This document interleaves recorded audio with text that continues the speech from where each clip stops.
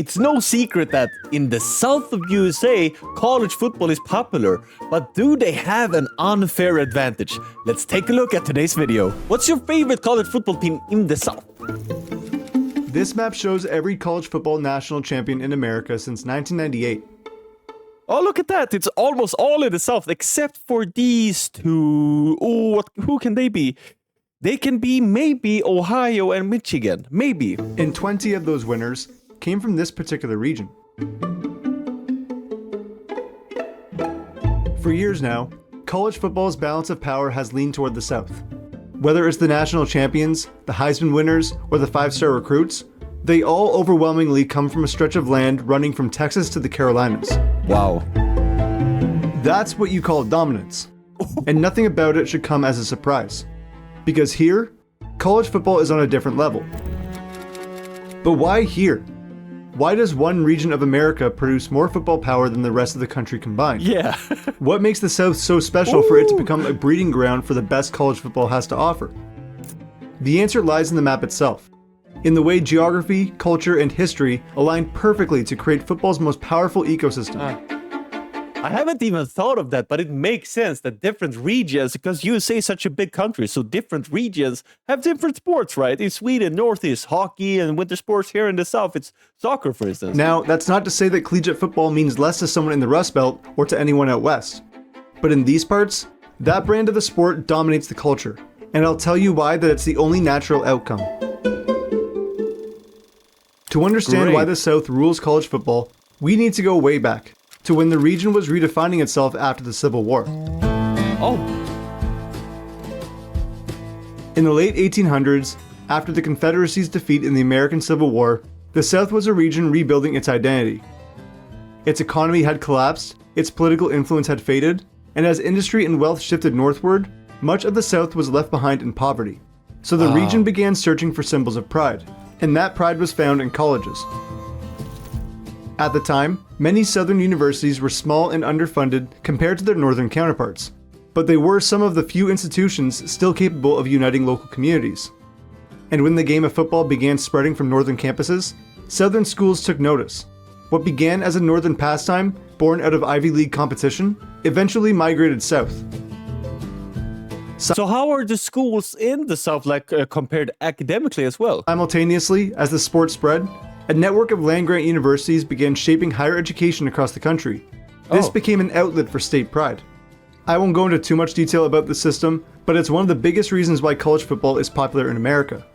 If you do want to learn more about these land-grant universities, I talk about it more in depth in my other video. Yeah, let's check that out, right? Of college football in the Northeast. So check that out when you're done here. Oh, sorry. Over to the death of college football in the Northeast. So check that out when the depth of the college football in the Northeast is not big at all. You're done here. Over time, these land-grant schools became anchors of civic life, and football became their unifying event. By the early 1900s, football continued to spread across the country. For southern schools, beating a northern opponent held symbolic weight when you consider the outcome of the Civil War. It was a way to show that the South could still compete on a national stage. At the time when few other institutions offered that kind of recognition, the sport became a new source of pride and validation. Eventually, rivalries began to take shape, and this transformed college stadiums into battlegrounds of state identity while drawing tens of thousands to small towns that otherwise had very little reason to gather. Suddenly, football became the thread that tied these communities together. Schools like Alabama, LSU, Georgia, Tennessee, and Florida evolved into surrogate national teams. And for the working class families in the relatively poorer South, college football was the most accessible form of big-time sports entertainment since tickets were affordable and campuses were local. Look at that. So campuses were local and tickets were affordable. Is it still the same today in the South? Everything about it felt personal. By the mid-20th century, towns across the South moved in step with the football calendar. But that wasn't unique to the area. Fans in the Midwest and the Great Plains lived for Saturdays just as much. What really set the South apart, however, was its geography. I love this. The best way to ingrain a sport into a region's culture is to have it be accessible all the time. And that's the key to Southern schools' domination. With the South being, well, South, the region's humid subtropical climate allows football to be played and practiced nearly year-round. While players in northern states spend months indoors due to lower temperatures and heavier precipitation, athletes in Louisiana, Mississippi, and other Bible Belt states have the ability to train outside through the winter and the spring. Think about young kids who fell in love with the sport. There's no off-season when organizing a game with friends or playing catch outside in the yard with family. For those living in unfavorable conditions, it makes it a bit more challenging to get involved. But although geography may hinder people's ability to play the game year-round, many of us still spend time researching it, reading about it, or watching it online. And this brings me to today's sponsor, Opera, which played a huge role in helping me create. That's very interesting because you can see the clear differences as well in the weather. But in the NFL, they still have these snow games going on. But I guess, like he said, it's not the same when you grow up with it and stuff. Let's move on to, where is it? He's still on the ad. Oh, there he is. Okay. Because this will enhance your browsing experience. Now, back to the video. So with the extra time the South had with the pigskin, the interest and ability from residents from these states compounded over generations, and the numbers reflect that. No region produces more high school football players per capita than the Deep South. Wow. Mississippi leads the nation, with Alabama and Texas close behind. Wow, Mississippi leads the nation. All while states like New York sit near the bottom of the list. Wow. So what is basketball and baseball bigger here then? Contrast says everything about where football opportunity truly lives.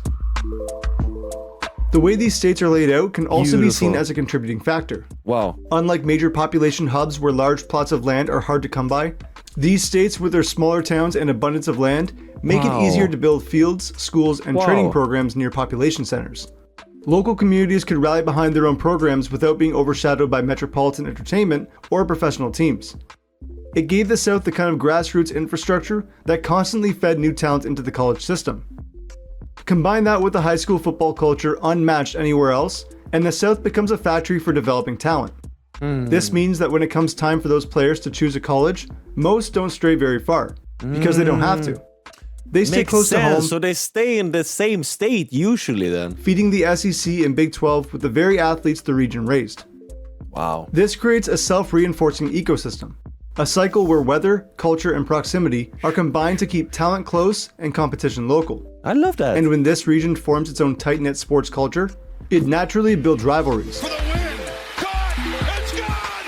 LSU does it! With the South's compact regional layout, powerhouse programs are condensed within driving distance of one another, giving fans easy access to some of the biggest matchups in the sport. Oh, that makes sense, exactly, because it's concentrated in this area, so you can go to different teams. I don't know all of them, but I know quite a good bit of them. Alabama and Auburn are separated by just 160 miles. Ole Miss and Mississippi State, less than 100. And Florida and Georgia fans routinely meet every year in Jacksonville. These are rivalries that live and die in the South's backyard, and it makes a day trip possible for fans of either school. Unlike the NFL, where following a team might require flights or expensive hotel tickets, college football's biggest matchups were always somewhat nearby. And that brings me to the major elephant in the room. Barring a few cities, major professional sports are absent in this region. Oh, major professional sports, like in total, because I see not only NFL teams, I see NBA teams as well. Look at that. Now that's interesting. But Florida must have more teams, right? Or is he not talking about South Florida? Maybe just North Florida and this region specifically. Wow.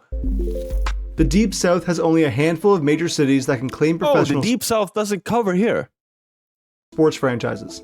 This isn't the clustered metropolitan Northeast or the Rust Belt with its long history of established teams. The region's only primary hubs, New Orleans, Memphis, Atlanta, and Jacksonville, host just 7 franchises across the 4 major leagues, and only 3 of which are in the NFL. Now, we can sit and argue in the comment section about where the borders of the Deep South start and end, and the number of these cities could change based off of these loose frontiers. But by and large, this region is desolate when it comes to hubs that could host professional franchises. This population distribution is why it took so long for a pro team to even consider coming in from the north. Atlanta got its AFL team in 1962, New Orleans got the Saints in '67, and the Jaguars appeared in Jacksonville in the mid-90s. Now factor in that Charlotte and Nashville got a team in '95 and '97 respectively. This region and professional football don't have much history together. Meanwhile, in this region and it is a decent amount of teams, isn't it? Or, I mean, I guess I have to see like up here in the Northeast, I guess you have New York, several. Okay, to be fair, yeah, it's a quite a Professional little football bit. don't have much history together. Meanwhile, in small towns like Tuscaloosa, Baton Rouge, and Athens, college football rarely had to compete with professional sports or big city entertainment, because it was the entertainment, all on its own. So much so that stadiums here grew to sizes that nearly matched the populations of their host cities. So despite pro football's absence here, the region was doing fine while providing southern hospitality to the sport at the college level. And for the most part, this relationship between the college game and the South has only gotten stronger. By the late 20th century, the foundations the South had built around college football had evolved into measurable dominance. No region benefited more from this than the one defined by the Southeastern Conference, better known simply as the SEC. Oh, that's SEC. The SEC's footprint Oh, everyone is in SEC. covers the richest talent-producing territory in America. Florida, Georgia, Texas, Alabama, Mississippi, Louisiana, and Tennessee is a corridor that produces more elite recruits than the rest of the country combined. Within this belt, the best athletes grow up in the best high school programs that feed into the country's best college system, all while never straying far from home. That proximity gives SEC schools an enormous recruiting advantage. Alabama can fill its roster without crossing the Mason-Dixon line, and Georgia can win national titles with a majority of players from within the state. Population trends have only strengthened this advantage. Over the past few decades, population growth across the Sun Belt has accelerated dramatically. These states have added millions of residents, expanding the pool of potential athletes while fueling economic investment in sports infrastructure. Why do people move there then? But while these trends favor the South, new challenges do lie ahead for the sport and the region alike. Recently, college football has entered a new era. With the rise of NIL rules and the freedom of the transfer portal, players now have unprecedented mobility and earning power. The question many are asking is, can the money and movement finally tilt the balance of power away from the South? Because all this has certainly shaken up recruitment. Let's talk about NIL. NIL, short for name, image, and likeness, refers to a system that allows college athletes to profit from their personal brand, whether through endorsements, sponsorships, or business deals. It's a major shift from decades of strict amateurism. While the concept sounds straightforward, there's no official record keeping. The value and number of NIL deals aren't public, so it makes it impossible to track who's spending what or how much competitive balance it's influencing. This new landscape has already reshaped recruiting. Instead of luring potential talent by pitching them the school story and football program, colleges now compete through financial collectives designed to pool donor money for NIL opportunities. Northern powerhouses like Michigan and Ohio State have already embraced this model, combining their academic prestige with deep pockets and massive alumni networks. Even Nick Saban, college football's most successful modern coach, has acknowledged that the South's geographic advantage could soon be changing. The culture in college football right now with name, image, and likeness has actually maybe hurt the SEC a little bit and helped the schools up north. Okay. Because if you're making your decision about money, then these people are going to be more willing to move. When players can earn substantial income wherever they go, the allure of staying close to home may weaken. Talent today has the ability to become more mobile than ever before. But we can't ignore that geography still matters, maybe more than most realize. Even if financial incentives even out across the country, the South's advantages that took a century to establish has set a natural floor for its success. These major SEC schools and the weight of their brand isn't going anywhere anytime soon. So while NIL money might redistribute individual talent, the foundation remains firm. The same forces that turn the South into college football's heartland, its weather, its community ties, and its cultural devotion, they're not going anywhere. The sport may be evolving, but geography still shapes who rules it. Wow. If you enjoyed this video, give it a thumbs up. What a great video. Please check out the original video below, of course. What do you think about this whole NIL situation? And are you scared that it will change it maybe a bit too much? Or do you think that the foundation is stable enough? This was a great video. I love that the South are so passionate about their college football. And now I understand why it's so deep-rooted culturally. Everything there. Thank you guys for watching. Take care. See you soon.